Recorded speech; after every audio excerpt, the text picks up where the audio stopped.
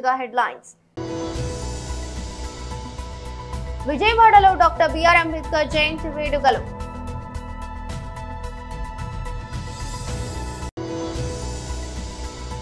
తాడికొండలో doctor BR Ambedkar జయంతి వేడుకలు.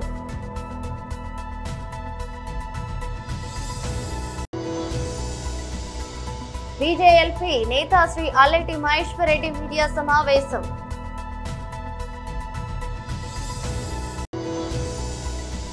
Doctor Babasaheb Ambedkar గారి జయంతి కార్యక్రమం.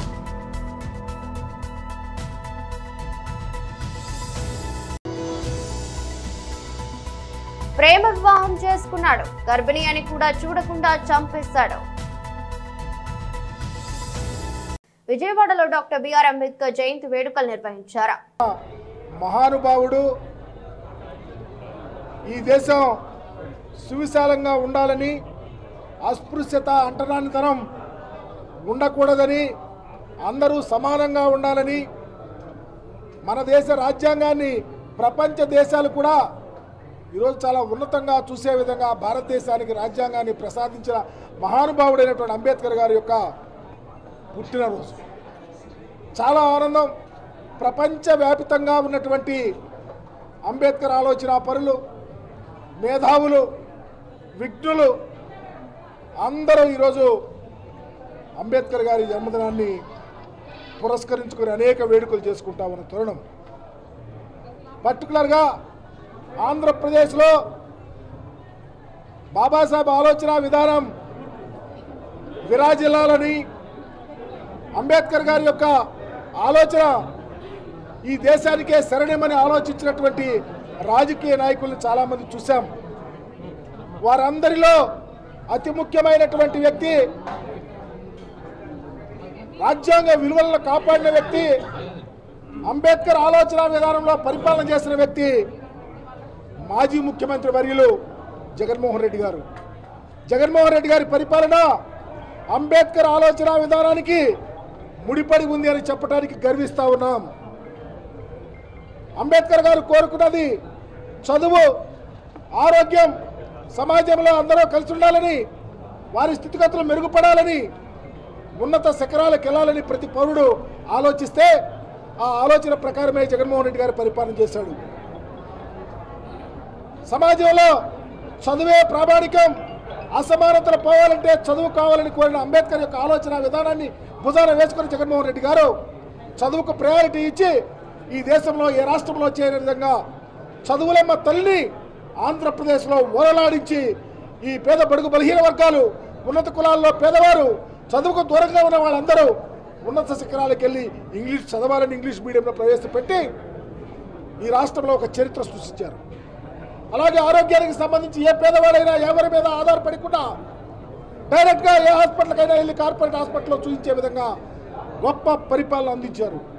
సామాజికంగా గుండె మీద చేసుకుని ధైర్యంగా బ్రతకడానికి అవకాశం కలిగే విధంగా పరిపాలన చేసి జగన్మోహన్ రెడ్డి గారు తానుకు తానై అంబేద్కర్ వారసుడిగా భుజాన వేసుకొని పనిచేశాడు.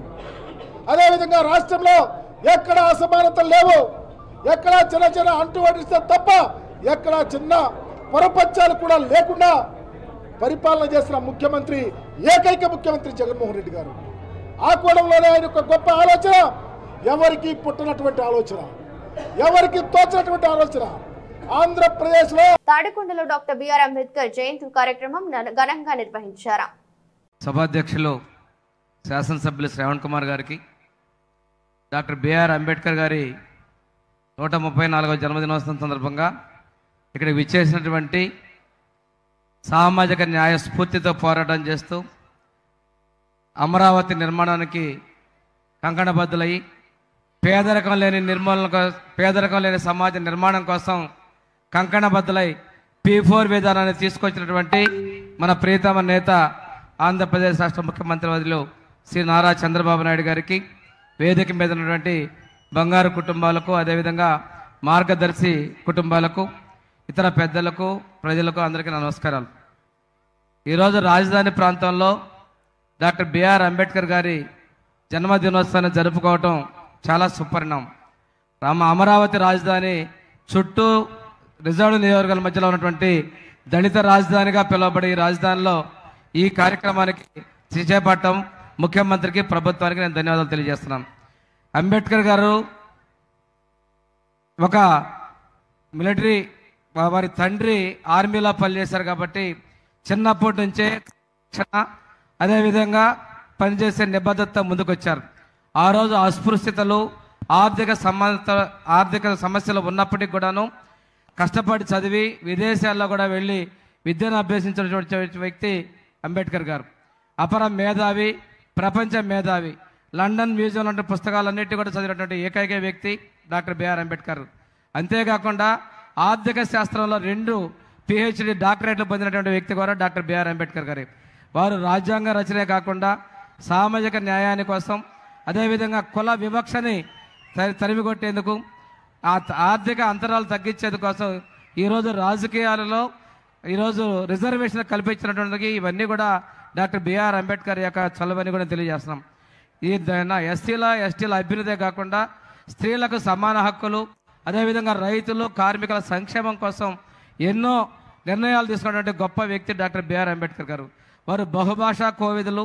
అంతేకాకుండా వ్యవసాయ రంగంతో పాటు ఇది నీటిపారుదల రంగం మీద కూడా వారు చేసినటువంటి కృషి మరువలేనిదని కూడా తెలియజేసుకుంటూ, ఈ రోజున మనం తీసుకున్నట్లయితే మన ప్రభుత్వం అంబేద్కర్ గారి ఆశయాలకు అనుగుణంగా వారి స్ఫూర్తితో మన గౌరవ ముఖ్యమంత్రి గారు ముందుకెళ్తున్న విషయాన్ని కూడా మనందరం ఒకసారి గుర్తు చేసుకోవాలి. ఈరోజు సమాజమే దేవాలయం, ప్రజలే దేవుళ్ళు అని చెప్పి అన్న ఎన్టీఆర్ గారి స్ఫూర్తితో తెలుగుదేశం పార్టీ సామాజిక న్యాయానికి ముందుకెళ్తే మన చంద్రబాబు నాయుడు గారు డాక్టర్ బిఆర్ అంబేద్కర్ విదేశీ విద్యకి పేరు పెట్టి తీసుకొస్తే గత ప్రభుత్వం ఆ పేరు తీసేసి ఆ రోజు ఆ ముఖ్యమంత్రి పేరు పెట్టుకుంటే మన ప్రభుత్వం రాగానే తిరిగి డాక్టర్ బిఆర్ అంబేద్కర్ ఓవర్సీస్ విద్యానిధి పథకానికి పేరు మార్చడం జరిగింది. ఇది అంబేద్కర్ గారి మీద మన ప్రభుత్వానికి, ముఖ్యమంత్రికి ఉన్న చిత్తశుద్ధి తెలియజేస్తా ఉంది. గత 5 సంవత్సరాల్లో బీజేఎల్పీ నేత శ్రీ అల్లెటి మహేశ్వర్ రెడ్డి మీడియా సమావేశం నిర్వహించారు. నిన్న జరిగినటువంటి శ్రీధర్ బాబు గారి ప్రెస్ మీట్లో తెలంగాణ రాష్ట్ర ప్రజానీకాన్ని తప్పుదోవ పట్టించడమే కాకుండా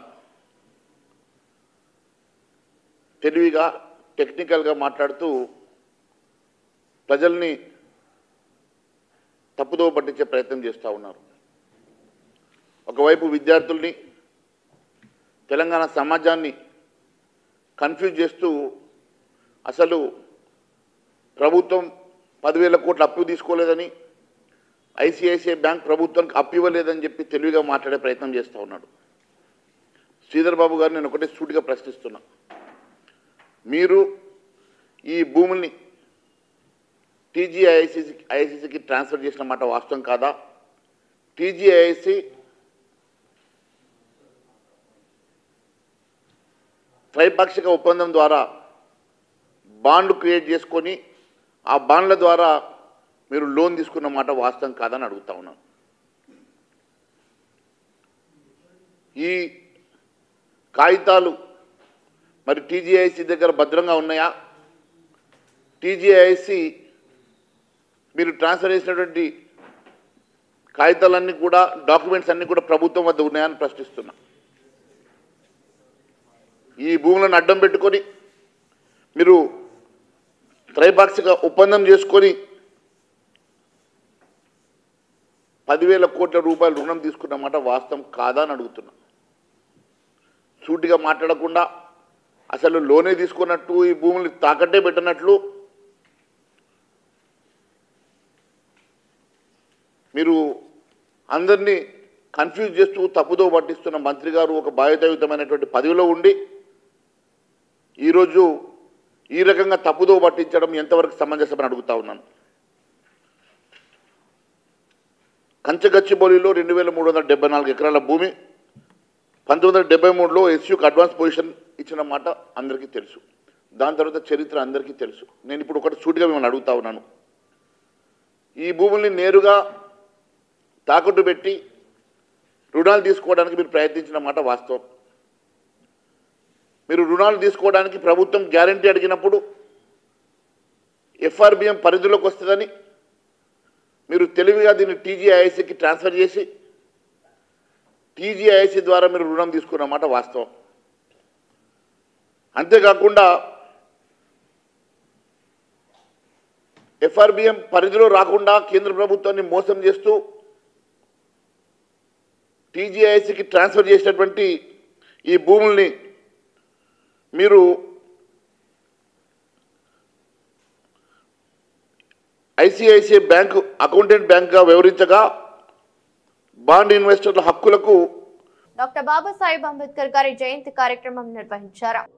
పెద్దలు మాజీ మంత్రివర్యులు గతంలో దళిత బంధు లాంటి విప్లవాత్మకమైన పథకం భారతదేశంలో స్వాతంత్రానంతరం మొట్టమొదటిసారి మరి తన చేతుల మీదుగా ప్రవేశపెట్టే అదృష్టాన్ని దక్కించుకున్న గౌరవ మాజీ మంత్రివర్యులు శ్రీ కొప్పుల ఈశ్వర్ గారు, మరొక మాజీ మంత్రివర్యులు గౌరవనీయులు పెద్దలు ఆనాటి ఉద్యమం నుంచి మరి ఈరోజు ప్రతిపక్షంలో కూడా సమర్థవంతంగా తన పాత్ర పోషిస్తున్న అన్న శ్రీనివాస్ గౌడ్ గారు, మాజీ మంత్రివర్యులు పెద్దలు విశేష రాజకీయ అనుభవం కలిగిన సీనియర్ నాయకులు, ఎప్పుడు కూడా మరి స్ఫూర్తిదాయకంగా మాకు సలహాలు సూచనలు అందజేసే గౌరవనీయులు శ్రీ పొన్నాల లక్ష్మయ్య గారు, రాజ్యసభ సభ్యులు పెద్దలు సోదరులు, మొన్న డీలిమిటేషన్ విషయంలోనైతేనేమి, అదేవిధంగా హైదరాబాద్ సెంట్రల్ యూనివర్సిటీలో జరుగుతున్న దాష్టీకాల విషయంలో అయితేనేమి మన పార్టీ తరఫున రాజ్యసభలో అద్భుతంగా ప్రసంగించిన గౌరవనీయులు వద్దిరాజు రవిచంద్ర గారు, ఒక పోలీస్ అధికారిగా అత్యున్నత స్థాయిలో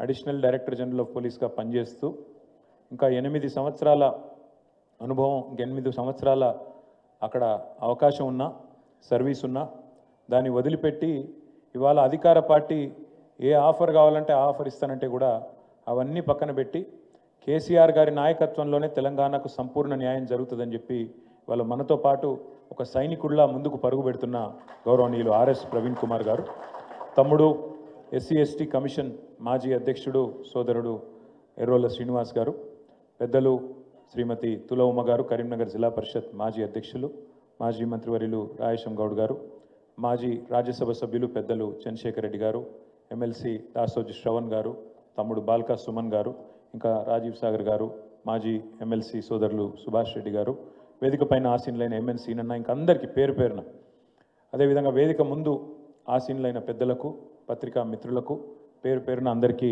హృదయపూర్వకంగా డాక్టర్ బాబాసాహెబ్ 135వ జయంత్యుత్సవ శుభాకాంక్షలు మీ అందరికి కూడా తెలియజేసుకుంటా ఉన్నాను.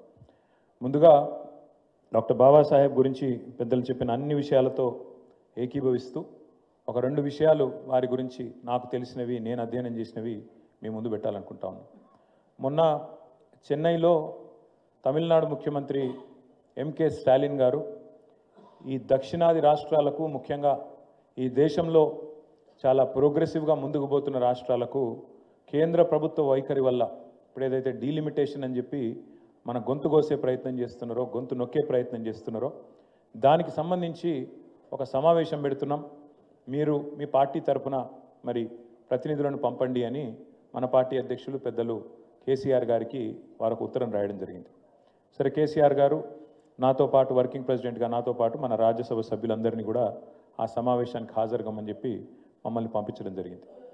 ఆ క్రమంలో ఈ డీలిమిటేషన్ గురించి కొంత అధ్యయనం చేస్తూ ఉంటుంది. నేను ఏం మాట్లాడాలా, ఏం చెప్పాలా, ఏం చెప్తే బాగుంటుంది అని చదువుతున్నప్పుడు నేను అనుకోకుండా ఆనాడు రాజ్యాంగం రాసే క్రమంలో, రాజ్యాంగాన్ని రూపొందించే క్రమంలో భారతరత్న డాక్టర్ బాబాసాహెబ్ అంబేద్కర్ గారి నేతృత్వంలోని కమిటీ ఏదైతే ఉండేనో, చాలామంది మేధావులతో కూడిన కమిటీ, దానికి చైర్మన్గా డాక్టర్ బాబాసాహెబ్ ఉండే.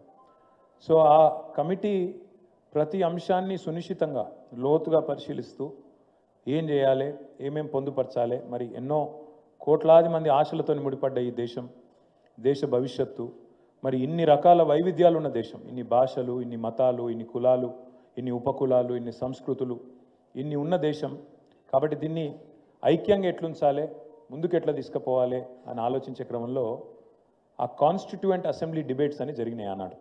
అంటే ఆ రోజు ప్రతిదాన్ని చాలా సంఘంలో ఎస్ఐ రాజేష్ అంబేద్కర్ జయంతి వేడుకలను ఘనంగా నిర్వహించారు. జాతీయ రహదారి పక్కన ఏర్పాటు చేసిన చలివేంద్రం వద్ద స్థానిక యువకులతో కలిసి అంబేద్కర్ చిత్రపటానికి పూలమాలలు వేసి నివాళులర్పించారు. అనంతరం స్థానికులకు మజ్జిగను పంపిణీ చేశారు. అంబేద్కర్ ఆశయాలను కొనసాగిస్తామని పేర్కొన్నారు. కార్యక్రమంలో యువకులు పాల్గొన్నారు.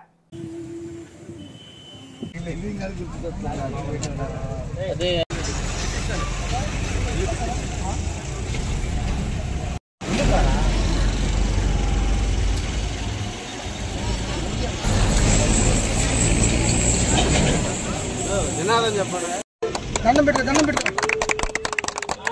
చూడరా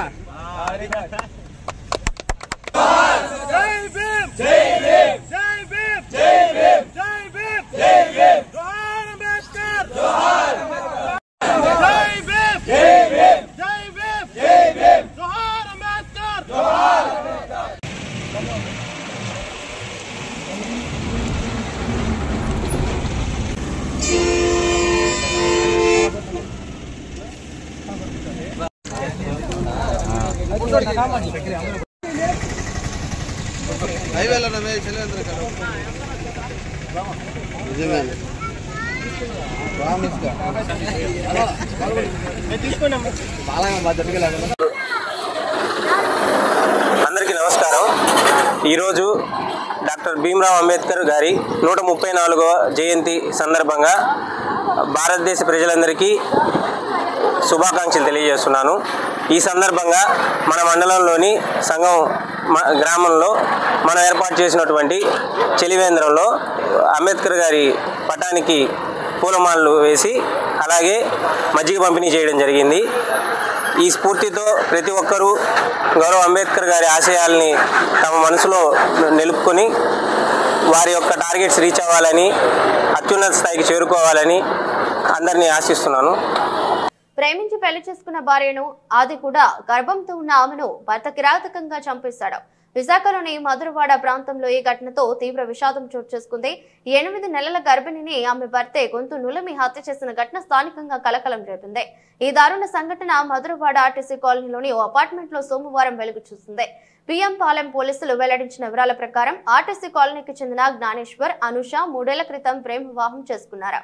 ప్రస్తుతం అనుష 8 నెలల గర్భవతి. అయితే సోమవారం ఉదయం దంపతుల మధ్య ఓ విషయంలో తీవ్ర వాగ్వాదం జరిగింది. ఈ క్రమంలో ఆగ్రహానికి గురైన జ్ఞానేశ్వర్ భార్య అనుష గొంతును గట్టిగా నులిమేశాడు. దీంతో అనుష ఊపిరాడక అక్కడికక్కడే స్పృహ కోల్పోయింది. వెంటనే జ్ఞానేశ్వర్ స్థానికుల సాయంతో ఆమెను సమీపంలోని ఓ ప్రైవేట్ ఆసుపత్రికి తరలించాడు.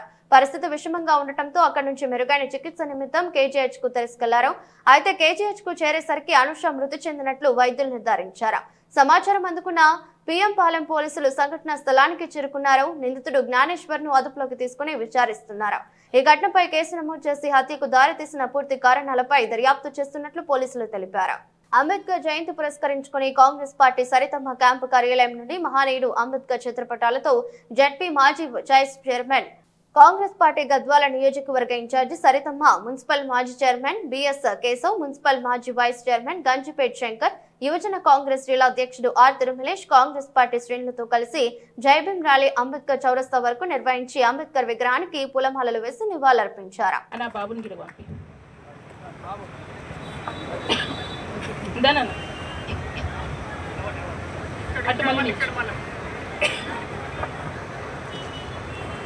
చాలా సంతోషంగా ఉంది. అంబేద్కర్ గారి వారసులుగా ఈరోజు మనం జయంతి ఉత్సవాలు జరుపుకోవడం, ప్రతి గ్రామాన కూడా అంబేద్కర్ గారి విగ్రహానికి దండలేస్తున్నారు, దండాలు పెడుతున్నారు, ఫోటోలు దిగుతున్నారు, స్టేటస్లు పెడుతున్నారు. ఎవరి పని రేపటి నుంచి మరుసటి గంట నుంచి డాక్టర్ బాబాసాహెబ్ అంబేద్కర్ గారు ఎవరో ఏం చేసిండో మర్చిపోయే సమాజంలో బ్రతుకుతున్నందుకు సిగ్గుపడాల్సి వస్తున్న సమయం వచ్చింది. ఈ బాబు మనకు అంబేద్కర్ గారు మనం ప్రత్యక్షంగా చూడలేం కాబట్టి ఒక చిన్న బాబుకి కూడా ఏంటి డాక్టర్ బాబాసాహెబ్ అంబేద్కర్ గారి జయంతి అంటే ఏప్రిల్ 14 నాడు మనకు సెలవు ఇస్తారు. ఎవరో అంబేద్కర్ గారు ఉండేనంట, ఆయన ఏదో రాజ్యాంగం రాసిండంట, అందుకే మనకు సెలవు ఇస్తారు, మనం సెలబ్రేట్ చేసుకుందాం, ఇంట్లో ఆడుకుందాం అనుకుంటున్నారు తప్పించి పిల్లలకి, చాలామంది పెద్దలకి కూడా రాజ్యాంగం అంటే ఏందో ఈరోజు ఇది ఒక ఎర్ర పుస్తకంగా మారింది తప్పించి ఆ రాజ్యాంగం వల్ల ఇంతమంది జీవితాలు మారినాయి. ఆ జీవితాలు మారడానికి కారణమైన డాక్టర్ బాబాసాహెబ్ అంబేద్కర్ గారిని మర్చిపోయి బాధ అనిపిస్తుంది. గడ చూస్తుంటే అన్ని సంఘాలు, అందరూ టీచర్లు వచ్చిండ్రు, కలెక్టర్లు వచ్చిండ్రు, ఎస్పీలు వచ్చిండ్రు, ప్రతి డిపార్ట్మెంట్ వాళ్ళు వచ్చి దండలు వేసిపోతుండ్రు. కానీ అంబేద్కర్ గారు ఈరోజు కలకలలాడుతున్నారు దండలతో. నిజంగా చాలా అద్భుతంగా ఉంది. ఒక్కసారి ఆలోచన చేయాల్సిన అవసరం ఖచ్చితంగా ఉంది. ఈరోజు ఒక ఉపాధ్యాయుడు కావచ్చు, చుక్కలు పెట్టుకున్న పోలీస్ డిపార్ట్మెంట్ కావచ్చు, నల్ల కోట వేసుకున్న అడ్వకేట్లు కావచ్చు, ఇక్కడ వివిధ డిపార్ట్మెంట్ల అధికారులు కావచ్చు, ఎవరికైనా అవకాశం వచ్చిందంటే దాని కారణం ఎవరో ఒక్కసారి ఆలోచన చేయండి. కానీ అది మర్చిపోయి కేవలం దళితులకు మాత్రమే పరిమితం అంబేద్కర్ గారు, దళిత వాడలకి మాత్రమే పరిమితం అంబేద్కర్ గారు అనుకునే విధంగా సమాజం ముందుకెళ్తుందంటే ఖచ్చితంగా సిగ్గుపడాలి. మరి అంబేద్కర్ గారు అడిగినరా మనని, నా జయంతి చేసుకోండి, మీరు దండలేయండి, ఊరేగింపులు తీయండి, భోజనాలు పెట్టుకోండి అని అడిగిండా? అడగలే. ఆయన కేవలం ఆనాడు అవమానాలు ఎదుర్కొని, ఎన్నో ధిక్కారాలు ఎదుర్కొని, ఎంత ఇబ్బందులు కలిగినా నా జాతులు బాగుపడాలి, వెనకబడ్డ జాతులకి ఒక న్యాయం జరగాలని ఒక స్ఫూర్తితోని ఎన్ని అవమానాలు జరిగినా వెనకడుగేయకుండా ముందుకెళ్ళి మన కోసం, కేవలం వెనకబడ్డ జాతుల కోసం రాజ్యాంగం రాసి ఈరోజు మనలో మిగిలిపోయాం. కానీ మనం ఏం చేస్తున్నాం? మన బాధ్యత ఏంది అన్నది మర్చిపోయినాం, డెఫినెట్గా మర్చిపోయినాం. దండేస్తే సరిపోతుందా? మరి దండేసి టీమిండియా యువ cricketer IPL franchise Gujarat titans captain Shubman Gill గొప్ప మనసు చాటుకున్నారు.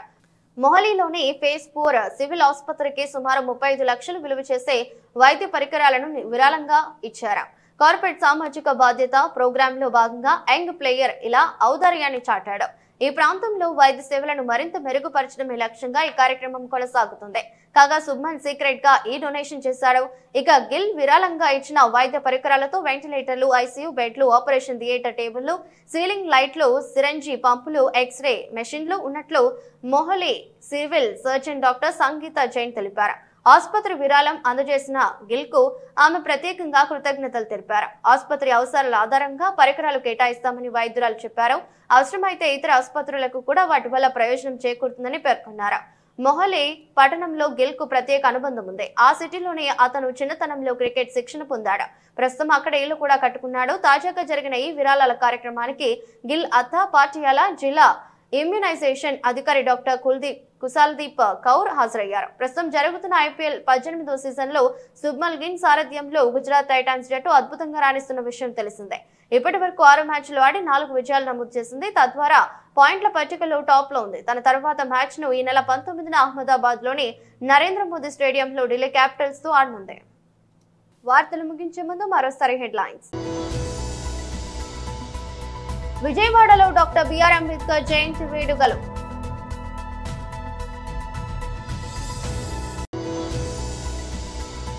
తాడికొండలో డాక్టర్ బిఆర్ అంబేద్కర్ జయంతి వేడుకలు.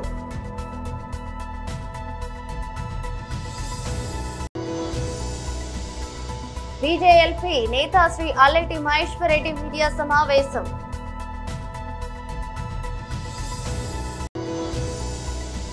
డాక్టర్ బాబాసాహెబ్ అంబేద్కర్ గారి జయంతి కార్యక్రమం.